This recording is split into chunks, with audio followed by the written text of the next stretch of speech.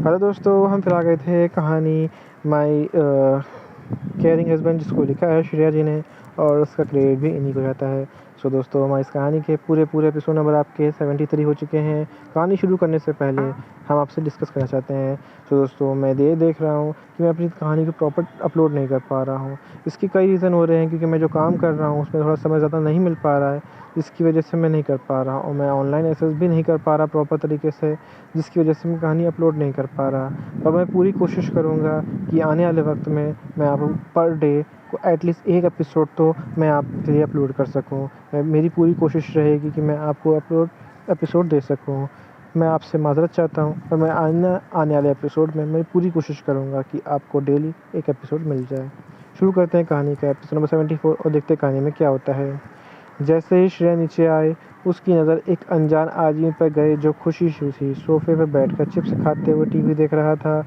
श्रेया एक अनजान आदमी को घर पर देखकर पहले तो हैरान हुई, क्योंकि उसने आज तक कबीर के असिस्टेंट के अलावा किसी को भी घर पे आते नहीं देखा था।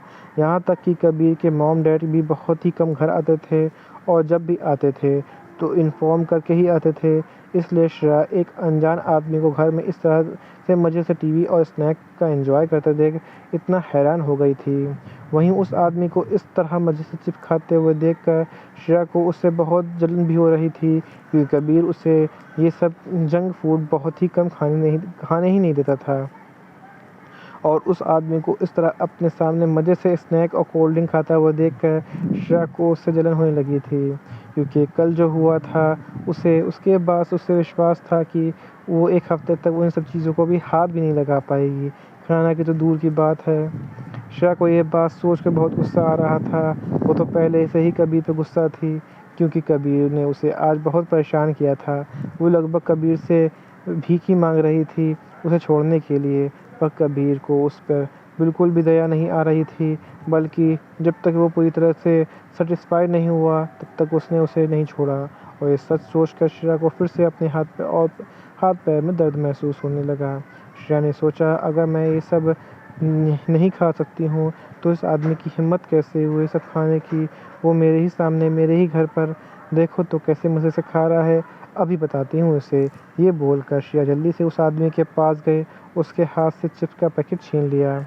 वहीं वो आदमी जो मज़े से अपने चिप्स और स्नैक खा रहा था, वो इस तरह से अपने स्नैक छीने जाने से बहुत हैरान था, लेकिन फिर उसकी हैरानी तुरंत गुस्से में बदल गई, क्योंकि उस आदमी को सिर्फ दो ही चीज़ों से प्यार था। एक तो अपने बड़े भाई से, और दूसरा अपने खाने से।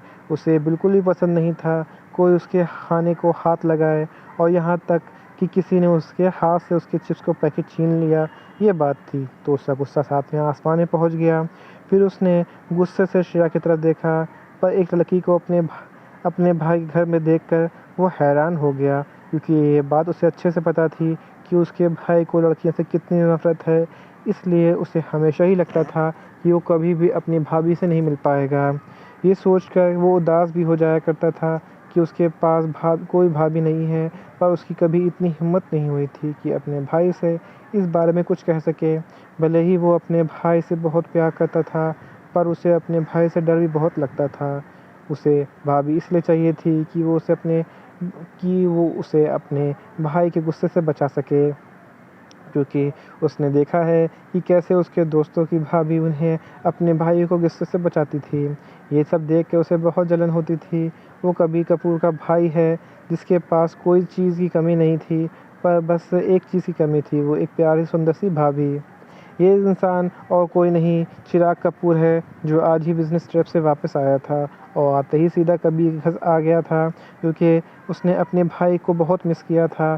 चिराग को अभी श्रेया के बारे में कुछ भी नहीं पता था, इसलिए वो श्रेया को कबीर के घर में देख के हैरान था। चिराग कपूर ख़ानदान का सबसे छोटा और लाडला बेटा है। वो देखने में अपने भाई से किसी भी एंगल से कम नहीं था, पर उसकी पर्सनालिटी कबीर से बिल्कुल अलग थी। जहाँ कबीर बहुत ही गुस्से वाला था और उसके चेहरे पे कोई भी एक्सप्रेशन नहीं होता था, वो तो वहीं चिराग बहुत ही हँसमुख नेचर का था। लेकिन जब उसे गुस्सा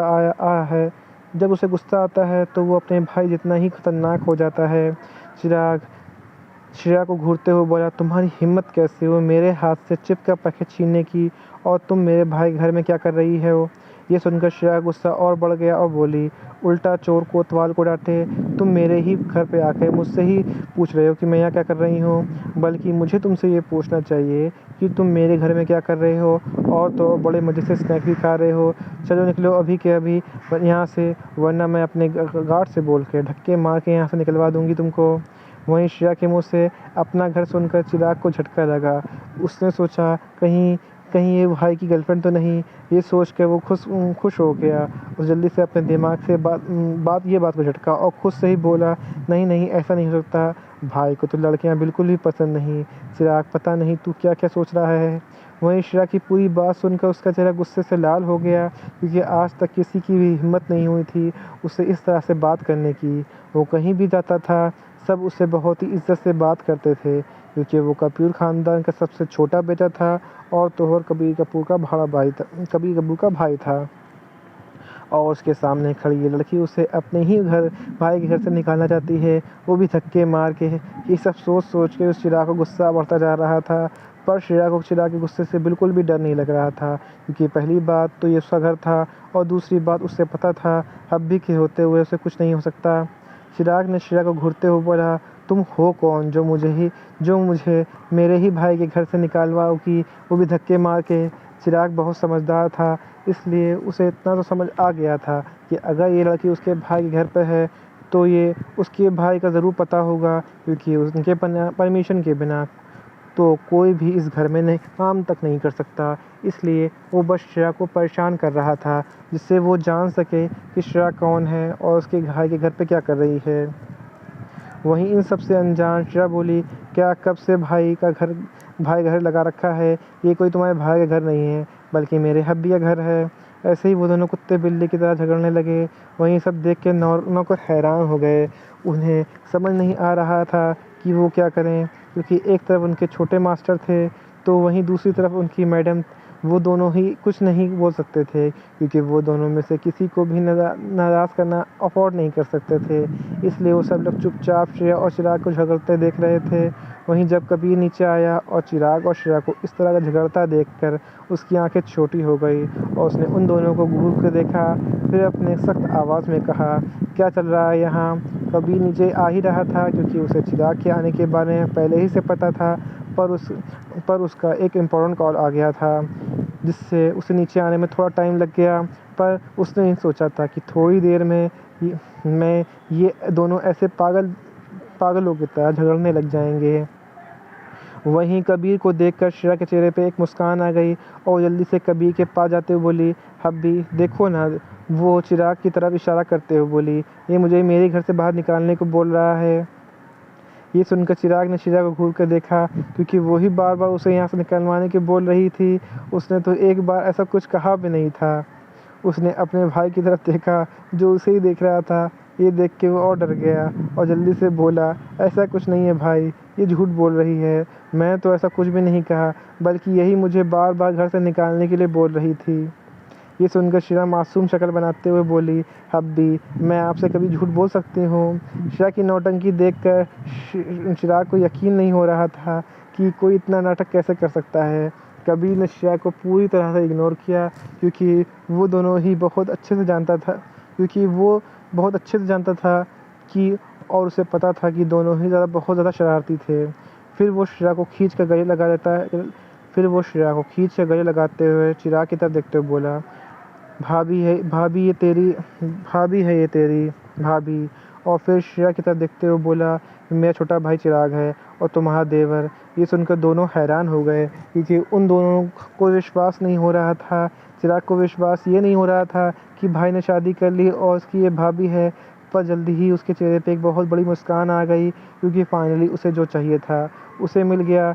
अब उसके पास भी एक भाभी है और अब उसे अपने भाई से डरने की कोई ज़रूरत नहीं है, क्योंकि अब उसे प्रोटेक्ट करने के लिए उसके पास भी भाभी है। और वो ये देखकर बता सकता था कि उसका भाई उसकी भाभी से कितना प्यार करता है, वरना श्रेया के इस तरह नाटक करने पर उसे ज़रूर पनिश करता। वहीं कभी उन दोनों को छोड़कर वहाँ से चला गया, क्योंकि उसे अभी एक बहुत ज़रूरी काम था और जाते हुए श्रेया को बोल के गया था कि वो आज कॉलेज नहीं जाएगी क्योंकि उसे अभी रेस्ट की ज़रूरत है। श्रेया ने भी उसकी बात को तुरंत मान लिया था क्योंकि वैसे भी आज उसका कॉलेज जाने का बिल्कुल भी मन नहीं हो रहा था। वैसे वैसे तो अब वो पूरे तरीके से ठीक हो गई थी, पर उसकी बॉडी में अभी पेन थोड़ा-सा था। वहीं कभी के जाते ही श्रेया और चिराग खुशी-खुशी आपस में बात करने लगे, जैसे उनके बीच थोड़ी देर पहले हुआ था, वो नहीं। चिराग और श्रेया को बहुत अच्छी लग रही थी। चिराग को श्रेया बहुत अच्छी लग रही थी क्योंकि श्रेया में बहुत ही घमंड नहीं था। उसे देखकर कोई नहीं बोल सकता था कि वो बिज़नेस टाइकून कबीर कपूर की वाइफ़ है। चिराग को श्रेया के लिए बिल्कुल परफेक्ट लग रही थी। पहले तो वो कबीर की शादी की बात सुनकर कबीर से नाराज़ हो गया था कि उसने श्रेया के बारे में कुछ बताया नहीं, पर अब श्रेया से मिलकर उससे बात करके उसका सारा गुस्सा मानो छूमंतर हो गया हो। वो बहुत ज़्यादा खुश था कि उसने भाई ने एक सुंदर और प्यारी भाभी उसे दे दी है। यहीं पे कहानी का एपिसोड नंबर आपका 74 कंप्लीट होता है। तो दोस्तों, आपको एपिसोड नंबर 74 कैसा लगा, हमें कमेंट करके ज़रूर बताइएगा। कहानी का ऐसा ऐसा भाग जो आपको समझ में ना आया हो, आपको और पता लगा हो, तो भी हमें कमेंट करके ज़रूर बताइएगा। कहानी अच्छी लगी तो उसको लाइक कीजिएगा, शेयर कीजिएगा, चैनल को सब्सक्राइब कर लीजिएगा ताकि आपको हमारे आने वाली अगली वीडियो अब तक आसानी से पहुँच सके। सो दोस्तों, हम फिर मिलेंगे एक नई वीडियो के साथ, एक नए एपिसोड के साथ। तब तक के लिए मुझे इजाज़त दीजिए। धन्यवाद दोस्तों।